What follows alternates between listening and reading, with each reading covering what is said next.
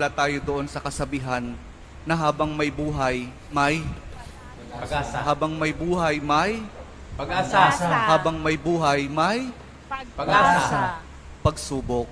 Dahil tayo katiwala ng Diyos, binibigyan din niya tayo ng iba't ibang klase ng pagsubok. Kaya po doon sa pagsubok na yon, saka pa lang natin mauunawaan na talagang ang ating buhay ay mayroong, habang may buhay mayroong, Pagsubok. habang may buhay may Pagsubok. pagbangon. Huwag niyong hayaan na kapag meron kayong pinagdaraan ng pagsubok, ay hindi kayo babangon.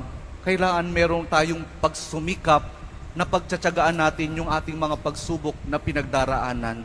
At kapag mayroong pagsubok at mayroong pagbangon, saka pa lang natin mauunawaan na talagang ang ating buhay, na habang may buhay, may Pagbangon. habang may buhay, may Pagbangon. pag-ibig. Ang pag-ibig na nagmumula kay Jesus lamang sa ating mahal na poong Jesus Nazareno.